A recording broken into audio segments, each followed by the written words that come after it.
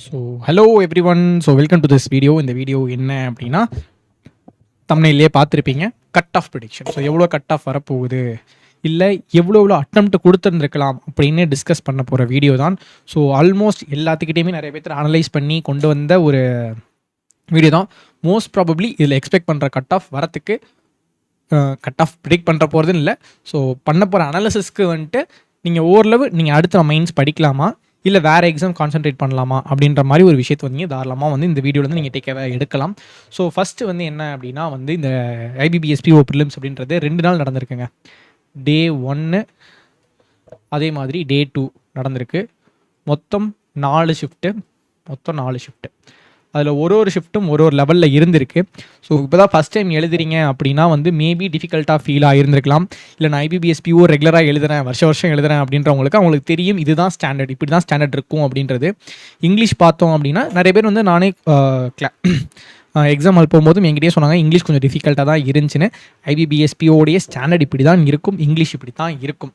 So அப்படியே வந்து நம்ம ஃபஸ்ட்டு டே 1ஓட ஸ்லாட் 1 இருக்குல்ல. ஸோ ஸ்லாட் 1ல் எவ்வளோ அட்டெம்ப்ட் கொடுத்துருந்தா ஓகே அப்படின்னு சொல்லி எடுத்துட்டோம்னா 50லேருந்து 65க்குள்ளே ஒரு அட்டெம்ப்ட் கொடுத்துருக்கீங்க அப்படின்னா அது ஒரு குட் அட்டெம்ப்ட்டுங்க. ஓகேவா, எல்லாமே நான் குட் அட்டெம்ப்ட் தான் சொல்கிறேன். ஸோ இது வந்து மினிமம், இது மேக்ஸிமம் 50லேருந்து 65. அதே மாதிரி டே 2க்கு பார்த்தீங்க அப்படின்னா ஸ்லாட் 2க்கு பார்த்தீங்கன்னா 46லேருந்து 60க்குள்ளே ஒரு அட்டெம்ப்ட், ஒரு டீசெண்டான அட்டெம்ப்ட், நல்ல அட்டெம்ப்ட். அதே மாதிரி 55ல் இருந்து தேர்ட் ஸ்லாட்டுக்கு 55லேருந்து 68க்குள்ளே போட்டிருந்தீங்க அப்படின்னா ஒரு நல்ல அட்டெம்ப்ட். அதே மாதிரி ஃபோர்த் ஸ்லாட்டுக்கு 55ல் இருந்து 65க்குள்ளே போட்டிருந்தீங்க அப்படின்னா ஒரு நல்ல அட்டெம்ப்ட். ஸோ 4 ஸ்லாட்டுக்கும் இந்தந்த ரேஞ்சுக்குள்ளே போட்டிருந்தீங்க அப்படின்னா சேஃப் சைடு. அதே மாதிரி டே 2க்கு பார்த்தீங்கன்னா கம்பேரிட்டிவ்லி தேன் டே 1, டே 2ல் இருக்க கொஞ்சம் கொஸ்டின் பேப்பர்ஸ் கொஞ்சம் ஈஸியாக இருந்தது. பார்த்தீங்க அப்படின்னா 55ல் இருந்து 67க்குள்ளே ஃபஸ்ட் ஸ்லாட்டில் போட்டிருந்தீங்க அப்படின்னா ஓகே. அதே மாதிரி செகண்ட் ஸ்லாட்டில் 58ல் இருந்து 70க்குள்ளே போட்டிருந்தீங்க அப்படின்னா ஓகே. அதே மாதிரி தேர்ட் ஸ்லாட் பார்த்தீங்கன்னா ரொம்ப ஈஸிங்க. தேர்ட் ஸ்லாட் இருக்கிறதுலே ரொம்ப ஈஸியான ஸ்லாட் வந்து இதுதான். ஸோ 60லேருந்து 75 வரைக்கும் போட்டிருந்தீங்க அப்படின்னா ஓகே. அதே மாதிரி லாஸ்ட் ஸ்லாட் பார்த்தீங்க அப்படின்னா 55ல் இருந்து 69க்குள்ளே போட்டிருந்தீங்க அப்படின்னா ஓரளவு ஓகே. ஸோ இது எல்லாமே ஒரு குட் அட்டெம்ப்ட். ஸோ நான் வந்து ரைட் ஹேண்ட் சைடில் இருக்கீங்க அப்படின்னா ஷோர் ஷார்ட்டாக நீங்கள் உட்காந்து, அதாவது இந்த 65ல் இருந்து இந்த 65, 60, 68 இந்த சைடு இருந்தீங்க அப்படின்னா வந்து ரொம்ப ஓகே. தாராளமாக மெயின்ஸ் படிக்க ஆரம்பிச்சலாம். இந்த ரேஞ்சில் இருக்கீங்க அப்படின்னா நான் அக்யூரசி வச்சுருக்கேன் ப்ரோ, அக்யூரசி கரெக்டாக வச்சுருக்கேன், 95%க்கு மேலே அக்யூரசி இருக்குது அப்படின்றவங்க தாராளமாக வந்து மெயின்ஸுக்கு படிக்கலாம். இல்லை அப்படின்னா அக்யூரசி லேக் ஆகும்னு நினச்சிங்கன்னா என்ன கேட்டிங்கன்னா ப்ரிலிம்ஸுக்கு நல்லா ஸ்ட்ராங் ஆகிடுங்க. ஓகேவா, ஸோ 50 அப்படின்ற அட்டெம்ப்டே டீசெண்டான அட்டெம்ப்ட் தான், ஓகே தான். இல்லை அப்படின்னா இந்த அட்டெம்ப்ட்டில் எனக்கு அக்யூரசி மிஸ் ஆகும்னு நினைக்கிறவங்க கொஞ்சம் ப்ரிலிம்ஸ்க்கு இன்னும் கொஞ்சம் ஸ்ட்ராங் பண்ணிக்கோங்க. ஏன்னா இதுக்கப்புறம் தான் பின்னாடி வந்து எல்ஐசி ஏஓ வருது, என்ஐசிஎல் ஏஓ வருது, அதே மாதிரி எஸ்பிஐ கிளர்க், ஐபிபிஎஸ் கிளர்க்குன்னு சொல்லி ப்ரிலிம்ஸ் பத்தன்னு வரப்போகுது. ஸோ கொஞ்சம் ப்ரிலிம்ஸ் லேக் ஆகிற மாதிரி இருந்தால் இந்த இடத்துல கொஞ்சம் ஸ்ட்ராங் பண்ணிக்கணும்னு நினைக்கிங்க. இந்த அட்டெம்ப்ட் ரைட் ஹேண்ட் சைடில் இருக்கீங்க அப்படின்னா தாராளமாக மெயின்ஸுக்கு படிக்க ஆரம்பிச்சிடலாம். அதே மாதிரி இந்த பக்கம் இருக்கீங்க அப்படின்னா என்ன ப்ரோ இப்படிலாம் சொல்கிறீங்களே, நான் மெயின்ஸ் படிக்கலாமா வேணாமா அப்படின்னு நினைக்கிறீங்க அப்படின்னா அக்யூரசி இருக்குது. அதை காண்டிலும் நான் ரீசனிங்கில் நிறைய அட்டெம்ப்ட் வச்சுருக்கேன். ஸோ இந்த 55ல் எனக்கு ரீசனிங்கில் நிறைய attempt comparatively than English and quants. ஏன்னா ஆட்டோமேட்டிக்காக நீங்கள் குவான்ஸில் என்ன தான் அட்டெம்ப்ட் ஏற்றிருந்தீங்கனாலும் மார்க் வந்து ஒரு மார்க்குன்னு வரப்போகிறது கிடையாது, 0.89 தான் வரப்போகுது. அதே மாதிரி இங்கிலீஷில் வந்து அக்யூரசி அடி ஆகிறதுக்கு வாய்ப்பு இருக்குது. ரீசனிங் அப்படின்றப்ப உங்களுக்கு அக்யூரசியும் 100% இருக்கும், ப்ளஸ் வெயிட்டேஜ் மார்க்கும் 1.1 1.2 இருக்குது. ஸோ கம்பேரேட்டிவ்லி உங்களுக்கு மார்க் அதிகமாக வந்துடும். ஸோ இந்த சைடில் இருக்கீங்க அப்படின்னா கொஞ்சம் ரீசனிங் நிறைய ஸ்கோர் இருக்குன்னா இன்னும் கொஞ்சம் கான்ஃபிடென்ட்டாக இருக்கலாம். ஓகேவா, மோஸ்ட் ப்ராபப்ளி இந்த அட்டெம்ப்ட் ஓகே தாங்க. நான் வந்து கொஞ்சம் நெகட்டிவாக சொல்கிறேன்னு நினச்சிக்காதீங்க, சொல்கிறேன் அவ்வளோதான். ஓகே, ஸோ டே 1 பொறுத்த வரைக்கும் ஒரு ஆவரேஜாக 58 அட்டெம்ப்ட்ன்றது ஓகே. அதே மாதிரி டே 2 பொறுத்த வரைக்கும் 61ல் இருந்து 64க்குள்ளே ஒரு அட்டெம்ப்ட் அப்படின்னா வந்து ரொம்ப போதுமானது, ஓகே தான். ஓகே, ஸோ இதுதான் டே 1க்கும் டே 2க்குமான ஒரு ஓவரால் அனாலிசிஸ் இதுக்குள்ளே போட்டிருந்தா அப்படின்னு. ஓகே, அப்படியே வந்து இந்த சைடு பார்த்துருவோம். இந்த சைடில் பார்த்தீங்க அப்படின்னா கட் ஆஃப் எவ்வளோ ப்ரோ வரப்போகுது, கட் ஆஃப் எவ்வளோ வரும் அப்படின்னு சொல்லி பார்த்தோம் அப்படின்னா வருஷம் என்னென்ன கட் ஆஃப் இருக்குது அப்படின்றத பார்ப்போம். 2024 அதாவது போன வருஷம் பார்த்தீங்க அப்படின்னா கட் ஆஃப் வந்து 48.50 இருந்திருக்கான்.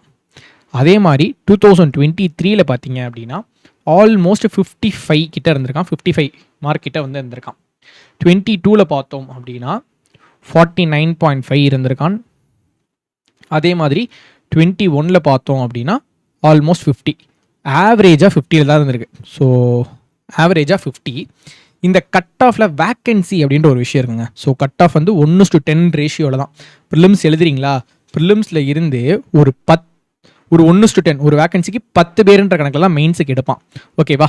அப்போது அந்த கணக்கில் பார்த்துக்கிட்டோம் அப்படின்னால் இங்கே எங்கடாடி படாங்கிட்டு, ஸோ இங்கே இருக்கீங்க அப்படின்னா இந்த 2024 ஆல்மோஸ்ட் 6,000 வேக்கன்சிங்க, 6,000 வேக்கன்சி.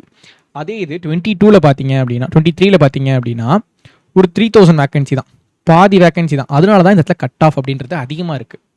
அதே இது 22ல் பார்த்தீங்கன்னா 7,500 வேக்கன்சி கிட்ட இருந்திருக்கான். அதே மாதிரி 21 பார்த்தீங்கன்னா அதுவும் அரௌண்ட் ஒரு 5,000 கிட்டே இருந்திருக்கு. ஸோ எக்ஸாக்டாக தெரியல, இந்த டேட்டா மட்டும் எனக்கு தெரியல. பட் இந்த டேட்டாலாம் பாருங்கள், இந்த டேட்டாவை வச்சு பார்க்கும்பொழுது 2025க்கு வேக்கன்சி இப்போயே 3 பேங்க் ரிப்போர்ட் பண்ணாமல் 5,200 இருக்குது. ஓகேவா? 5,200 இருக்குது. இன்னும் ஒரு 2-3 பேங்க் ரிப்போர்ட் பண்ணிட்டாங்கன்னா எனக்கு தெரிஞ்சு 5,800லேருந்து 6,000 வேக்கன்சிக்குள்ளே கண்டிப்பாக வந்துடும். இந்த பக்கம் என்ன அப்படின்னா இந்த ரீசனிங்கில் கொஞ்சம் மார்க் ஏற்றி வச்சுருக்கானுங்க. அந்த ஒரு ஃபேக்டரையும் கன்சிடர் பண்ணி இந்த வேக்கன்சியும் கன்சிடர் பண்ணால் ஐபிபிஎஸ் ஸ்ட்ரிக்டாக எடுக்கணும் அப்படின்னு நினச்சானா அதிகபட்சம் 50லேருந்து 52க்குள்ளே தான் கட் ஆஃப் வரும். ரொம்ப ஸ்ட்ரிக்டாக எடுக்கணும் அப்படின்னு நினச்சான்னா.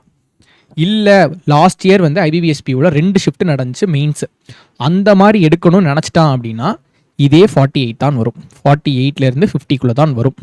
ஸோ இதில் வந்து மேபி +or-2 வரலாம். ஆனால் எனக்கு தெரிஞ்சு அதிகபட்சம் கட் ஆஃப் அப்படின்றது இதுக்குள்ளே தான் சுத்த போகுது. ஸோ நான் 50க்கு மேலே அட்டெம்ப்ட் கொடுத்துருக்கேன் அப்படின்னாலே தாராளமாக மெயின்ஸ் படிக்க ஆரம்பிச்சிடலாம். ஆடடாக ப்ரிலிம்ஸ் இன்னும் கொஞ்சம் ஸ்ட்ராங் ஆயிக்கங்கன்னு தான் சொல்கிறேன், வேறு எதுவும் கிடையாது. தாராளமாக 50+ மேலே நான் அட்டெம்ப்ட் கொடுத்துருக்கேன் அப்படின்னா மெயின்ஸுக்கு படிக்க ஆரம்பிச்சிருக்கேன். கண்டிப்பாக இந்த மெயின்ஸ் இல்லைனாலும் வேறு ஒரு மெயின்ஸ்க்கு ஹெல்ப் ஆக போகுது. இல்லை ப்ரிலிம்ஸும் படிங்கன்னு சொல்கிறீங்க அப்படின்னா இந்த ப்ரிலிம்ஸ் இல்லைனாலும் அடுத்து என்ஐசி எல்லாம் வருதுன்னா ப்ரிலிம்ஸ் தான் ரொம்ப முக்கியமான ஒரு விஷயம். ஸோ அதுக்கும் ப்ரிப்பேர் பண்ண ஆரம்பிச்சிடலாம். ஸோ இதுதாங்க ஓவராலாக நான் சொல்லணும் அப்படின்ற எக்ஸ்பெக்ட் பண்ண ஒரு விஷயம். ஓகேவா? கட் ஆஃப் வந்து 48லேருந்து 52க்குள்ளே வரலாம், அதை தாண்டி போகாதுன்ற ஒரு ஹோப் இருக்குது. ஸோ ரொம்ப ஸ்ட்ரிக்டாக எடுத்தாலும் 1:10 ரேஷியோ தான். ஸோ கவலைப்படாமல் வந்து உங்களுக்கு இந்த அனாலிசிஸ்லேருந்து ஒரு எடுத்துக்கலாம். ஸோ அடுத்து என்ன ப்ரோ எப்போ அப்படின்னா வந்து அக்டோபர் 2nd வீக்கில் தான் மெயின்ஸு. நம்ம என்ன பண்ண போகிறோம் அப்படின்னா நான் ஒரு ஜென்ரலாக ஒரு ஐடியா கொடுத்துறேன். அபித்தன்னா உங்களுக்கு மெயின்ஸ் கண்டென்ட் தான் இனிமேல் எடுப்பார். ஓகேவா? அபித்தன்னா மெயின்ஸ் கண்டென்ட் தான் எடுப்பார். நான் வந்து எரர் கொண்டு போகலாம். ஸோ பிஓவை பொறுத்த வரைக்கும், பிஓ மெயின்ஸை பொறுத்த வரைக்கும் எரர் அப்படின்றது ரொம்ப முக்கியமான ஒரு விஷயம் ப்ளே பண்ணும். ஸோ எரர் கிளாஸ் இனிமேல் என்கிட்ட இருந்து என் கிளாஸ் என்னென்ன வரும் அப்படின்னா எரர் கிளாஸ் வரும். அதே மாதிரி கிரிட்டிக்கல் ரீசனிங் கிளாஸஸ் வரும், வரும். அதே மாதிரி ஸ்கீம்ஸோடைய வீடியோவும் வரும். ஸ்கீம்ஸ் வீடியோ வரும். அதுக்கப்புறம் வந்து மெயின்ஸ் அனாலிசிஸும் வரும், என்னோட வீடியோ. ஓகேவா? என்னோட வீடியோ அபித்தனா வந்து ப்ளஸ் கிரிட்டிக்கல் ரீசனிங் எடுத்துருவார். அதே மாதிரி மெயின்ஸ் கிளாஸ் வந்து ரெகுலராக எடுத்துகிட்டு போவார். ஓகேயா? ஸோ அபித்தனாவுடைய கிளாஸ் இப்படி வந்துடும். ப்ளஸ் வந்துட்டு ரீசனிங் பொறுத்த வரைக்கும் மேம் வந்து ரெகுலராக வந்து மெயின்ஸ் கண்டென்ட்டு இனிமேல் அவங்களும் கொஞ்சம் எடுக்க ஆரம்பிச்சிருவாங்க. ஏகே அசூனஸ் அவர் வந்துருவார் அப்படின்னு நம்புகிறோம். ஸோ அவரும் வந்துட்டா அவரும் உங்களுக்கு மெயின்ஸ் கண்டென்ட் கொடுக்க ஆரம்பிச்சிருவார். அதுக்கப்புறம் குவான்ஸை பொறுத்த வரைக்கும் வேலுமணியும் அருண் பிரகாஷ் அண்ணனும் 2 பேருமே சேர்ந்து உங்களுக்கு வந்து எடுப்பாங்க. ஸோ இவர் பார்த்தீங்க அப்படின்னா அரித்மேட்டிக்கு அதே மாதிரி மிஸ்லினியஸ் வந்து ஃபோக்கஸ் பண்ணுவார். வேலுமணி வந்து அப்ளிகேஷன் டிஐ ஃபோக்கஸ் பண்ணுவாங்க. ஸோ இது அப்படி கொஞ்சம் மாறும். ஸோ அவங்களுடைய டைம் அவங்களுடைய விருப்பம் எதை சொல்லிக் கொடுக்கணும் அப்படின்ற மாதிரி அவங்க மிக்ஸ்டாக கொண்டு போவாங்க. ஸோ நம்ம சேனலில் இனி அடுத்து 1.5 மாதத்துக்கு சுட மெயின்ஸ் கண்டென்ட் மட்டுமே வரும். கிளர்க்கு ப்ரிலிம்ஸுக்கு கண்டிப்பாக வந்து கண்டென்ட் வருமா அப்படின்னு கேட்டால் எக்ஸாமுக்கு ஒரு 1 வீக்கு முன்னாடி வரலாம். மித்தபடி ஃபுல்லாக மெயின்ஸ் தான் போகும். ஸோ ரெகுலராக நம்ம கண்டென்ட்டை ஃபாலோ பண்ணுங்கள். நம்ம கண்டென்ட்டை ஃபாலோ பண்ணிங்கனாலே முடிஞ்ச அளவுக்கு மெயின்ஸுக்கு ஒரு 90% ரெடி ஆகிடலாம். So get ready for. So நாளையிலேருந்தே ஸ்டார்ட் பண்ணிடலாம். மறக்காமல் வந்து கிளாஸஸ் வந்து அட்டென்ட் பண்ண ஆரம்பிச்சிடுங்க. ஸோ ஃபுல்லாக மெயின்ஸ் தான் போக போகிறோம். அண்ட் ஹோப் யூ ஆல் உங்களை எல்லாத்துக்கும் ஒரு கிளாரிட்டி கிடச்சிருக்கும் அப்படின்னு நினைக்கிறேன். அதே மாதிரி உங்களுடைய இதை தாண்டி வந்து நான் ஒரு 10லேருந்து 30 பேர்கிட்ட வந்து கேட்டிருப்பேன். ஸோ அவங்க கொடுத்த கண்டென்ட்டை வச்சு தான் இதை நான் ரெடி பண்ணியிருக்கேன். அதை தாண்டி இல்லை ப்ரோ என்னோட அட்டெம்ப்ட் இதுதான் அப்படின்னு நீங்கள் நினைக்கிறீங்க அப்படின்னா உங்களுடைய reasoning attempt, quants attempt, English attempt போட்டுட்டு ஓவரால் அட்டெம்ப்ட் இவ்வளோன்றது மட்டும் சொல்லுங்கள். இந்த இதில் ஏதாவது சேஞ்சஸ் இருக்குது அப்படின்னா வந்து உங்களுடைய கமெண்ட்டை வச்சு எனக்கு ஏதாவது சேஞ்சஸ் இருக்குது அப்படின்னு தெரிஞ்சுன்னா இன்னொரு வீடியோ கூட வந்து இதில் ப்ளஸ் ஆர் மைனஸ் இப்படி வரும் அப்படின்ற மாதிரி வீடியோ போடலாம். ஸோ அது வந்து அதுக்கான வாய்ப்புகள் இருக்காது. ஏன்னா நான் மோஸ்ட் அக்யூரேட்டாக தான் கொண்டு வந்திருக்கேன். உங்களுடைய அட்டெம்ப்ட்டை கொடுங்க. மேபி எனக்கு இதில் சேஞ்சஸ் இருக்கா இல்லையான்றது வந்து நான் வந்து உங்களுக்கு கமெண்ட்லேயே கூட ரிப்ளை பண்ணிடுறேன். ஸோ மறக்காமல் உங்கள் கமெண்ட்டையும் போட்டிருக்கேன் உங்கள் அட்டெம்ப்ட் எவ்வளோ அப்படின்னு. So that's it guys. So follow us for more and stay strong and support us. That's it guys. So see you by tomorrow.